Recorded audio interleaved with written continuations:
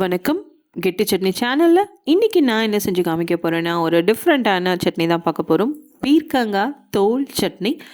நார்மலாக நம்ம பீர்க்கங்காய் செய்யும்போது அந்த தோலெல்லாம் அப்படியே சீவி வேஸ்ட் பண்ணிடுவோம். அந்த மாதிரி எதுவும் பண்ணாதீங்க. இதை வச்சு ஒரு அட்டகாசமான ஒரு சட்னி பண்ணலாம் இட்லி தோசைக்கு.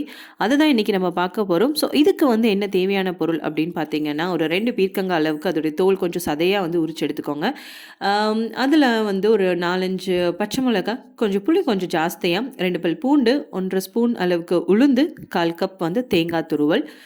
இவ்வளோ தான் இதுக்கு தேவையான பொருள். ஸோ ஃபஸ்ட்டு கடாய் நல்லா சூடானதும் நம்ம எல்லா பொருளும் வறுத்தெடுக்க போகிறோம். அதுக்காக ஒரு 2 ஸ்பூன் எண்ணெய் ஊற்றி காயட்டும். காஞ்சதும் நம்ம எடுத்திருக்க ஒரு 2 ஸ்பூன் அளவுக்கு உளுந்தை நல்லா செவக்க வறுக்கணும். கருக விடக்கூடாது, செவக்க வறுக்கணும். இதுதான் இந்த சட்னிக்கு மெயின் இது. இதில் நீங்கள் புளி நான் சொல்லியிருந்தேன் பார்த்தீங்களா, அந்த இதில் ஏற்கனவே அந்த பீர்க்கங்காயில் கொஞ்சம் டேஸ்ட் உங்களுக்கு அந்தளவுக்கு தூக்கலாக இருக்காது. ஸோ அதை பேலன்ஸ் பண்ணுறதுக்கு தான் அந்த புளி கொஞ்சம் ஜாஸ்தியாக போட சொல்லியிருக்கேன். இப்போது ஓரளவுக்கு நல்லா செவக்க உளுந்து வறுத்தாச்சு. அதுக்கப்புறம் இந்த பீர்க்கங்காய் தோல். ஸோ நீங்கள் அந்த தோல் சீவும் போது கொஞ்சம் சதையாக நல்லா சீவி எடுத்துக்கோங்க. சீவி எடுத்துகிட்டு அது கழுவிடுவீங்களா, ஸோ கழுவி அந்த சீவி எடுத்துகிட்டு அதுக்கப்புறம் இதை போட்டு ஃப்ரை பண்ணிடும். அதுக்கப்புறம் பச்சை மிளகா, தேங்காய் துருவல், புளி, பூண்டு எல்லாத்தையுமே இதில் போட்டுட்டு ஒரு ஒரு வேக்காடு அந்த அளவுக்கு வேகிற வதங்குற அளவுக்கு நல்லா வதக்கி எடுத்துருங்க. ஸோ வதக்கி எடுத்து கேஸை ஆஃப் பண்ணிவிடுங்க. அந்த சூடு நல்லா ஆறணும்.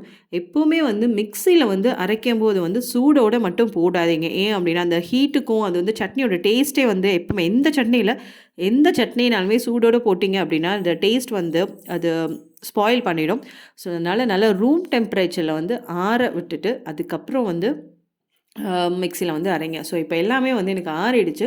இதில் கொஞ்சம் கல் உப்போ இல்லை அப்படின்னா ஏதாவது சால்ட், இந்த மாதிரி 2த்தில் ஏதாவது ஒன்று போட்டுட்டு ஃபஸ்ட்டு ட்ரையாக அரைச்சி எடுத்துருவோம். ட்ரையாக அரைச்சி எடுத்துகிட்டு அதுக்கப்புறம் உங்கள் சட்னிக்கு தேவைக்கு ஏற்ப சில பேர் தண்ணியாக சாப்பிடுவாங்க, சில பேர் கெட்டியாக சாப்பிடுவாங்க. ஸோ அதுக்கு தகுந்த மாதிரி தண்ணி ஊற்றி மிக்சியில் அடிச்சிடுங்க.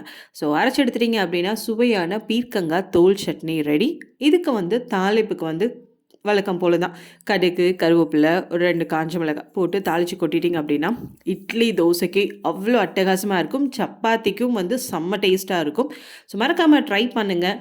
இது வரைக்கும் சேனலை சப்ஸ்கிரைப் பண்ணலாம், கெட்டி சட்னி சேனலை சப்ஸ்கிரைப் பண்ணி பக்கத்தில் இருக்க பெல் ஐக்கானே கிளிக் பண்ணுங்கள். அப்போ தான் நான் போடுற எல்லா சட்னி ரெசிபீஸும் உங்களுக்கு மிஸ் ஆகாமல் வரும். நன்றி.